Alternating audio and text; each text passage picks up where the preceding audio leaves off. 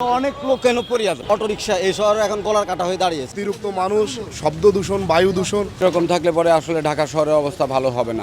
বিশ্বের সবচেয়ে বসবাস অযোগ্য শহরগুলোর তালিকায় তৃতীয় স্থানে রাজধানী ঢাকা। টানা দ্বিতীয় বছরের মতো একই অবস্থানে রয়েছে এই মহানগর। কিন্তু কেন বারবার এমন তালিকায় উঠে আসছে ঢাকা শহর? স্বপ্ন, সংগ্রাম আর কোটি মানুষের জীবিকার কেন্দ্রবিন্দু ঢাকা। প্রতিদিন এই শহরে উজ্জীবিত হয় হাজারো মানুষের নতুন স্বপ্ন। কিন্তু সেই শহরেই টানা 2 বছর ধরে বিশ্বের তৃতীয় সবচেয়ে বসবাস অযোগ্য শহরের তকমা ধরে রেখেছে।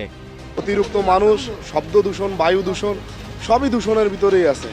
এরই ভিতরে আমাদের চলাফেরার যে ফুটপাত আছে, সাধারণ মানুষ যে ফুটপাত দিয়ে হেঁটে যাবে, এটা এখন ব্যবসার প্রধান হয়ে গেছে। আমরা এই শহরে খুব আশা নিয়ে এই শহরে এসেছি, কিন্তু এই শহরের বর্তমান অবস্থা দেখে মনে হয় এই শহর থেকে পালিয়ে যায়। অটোরিকশা এই শহরে এখন গলার কাটা হয়ে দাঁড়িয়েছে।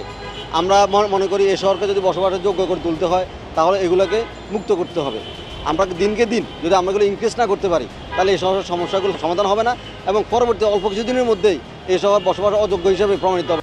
ইকোনমিস্ট ইন্টেলিজেন্স ইউনিটি 2026 সালের লেভিলিটি ইন্ডেক্সকে 173টি শহরের মধ্যে 171তম স্থানে রয়েছে ঢাকা। 2025 সালেও একই স্থানে ছিল রাজধানী। ভয়াবহ যানজট, বায়ু দূষণ, অপরিকল্পিত নগরায়ন, অতিরিক্ত জনসংখ্যার চাপ, জলাবদ্ধতা, অপর্যাপ্ত গণপরিবহন, খেলার মাঠ ও সবুজায়নের সংকট, বর্জ্য ব্যবস্থাপনার দুর্বলতা এবং নাগরিক সেবার সীমাবদ্ধতা সব মিলিয়ে প্রতিদিনই কঠিন হয়ে যাচ্ছে রাজধানী জীবন। ড্রেনটার নিচে যে পাইপটা দিয়েছে না, পাইপটা ছোট পাইপ, পানি যাইতে পারে না, এটা ভরিয়ে যায়, পরে দোকানপাটে ওঠে, কোনো যাওয়ার লাইন নেই। এন অনেক লোক কেন পড়িয়া যায়, এই বাজার করতে পাথার খেয়ে পড়িয়া যায়, মানুষ ধাক্কা খেয়ে পড়ে। ময়লা, মশা, দূষিত পানি এবং যোগাযোগ ব্যবস্থা, বিশেষ করে এই যে রাস্তা নর্দমা একটু বৃষ্টি হলে ডুবে যাচ্ছে, এরকম থাকলে পরে আসলে ঢাকা শহরের অবস্থা ভালো হবে না।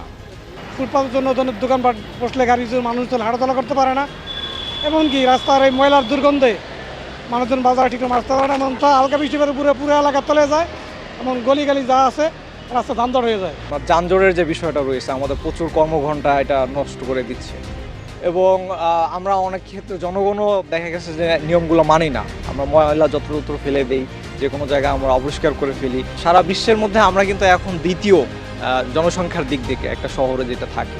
তো এত বিপুল জনসংখ্যার একটা শহরকে আসলে মেনটেন করা, সার্বিকভাবে ক্লিয়ার রাখা, পরিষ্কার পরিচ্ছন্ন রাখা, এটা খুবই চ্যালেঞ্জিং বিষয়। সকালে অফিসে যেতে ঘন্টার পর ঘন্টা যানজটে আটকে থাকা, বর্ষায় হাঁটু সমান পানিতে ভোগান্তি, বছরের বেশিরভাগ সময়ই দূষিত বাতাসে শ্বাস নেওয়া এজন্য ঢাকাবাসী নিত্যদিনের বাস্তবতা। বিশেষজ্ঞদের মতে শুধু অবকাঠামো নির্মাণ নয়, নাগরিক বান্ধব পরিকল্পনা ও সুশাসন নিশ্চিত করতে পারলেই বদলাতে পারে ঢাকার ভবিষ্যৎ। দেশের অর্থনীতি, শিক্ষা ও প্রশাসনের কেন্দ্রবিন্দু এই ঢাকা। কিন্তু অপরিকল্পিত উন্নয়ন, দূষণ আর জনসংখ্যার অতিরিক্ত চাপে দিন দিন বাসযোগ্যতা হারাচ্ছে এই রাজধানী। তবে প্রশ্ন একটাই, কোটি মানুষের এই শহর কি পারবে বিশ্বের বসবাস অযোগ্য তালিকা থেকে সরে আসতে? Imran Hossain, global TV, Dhaka.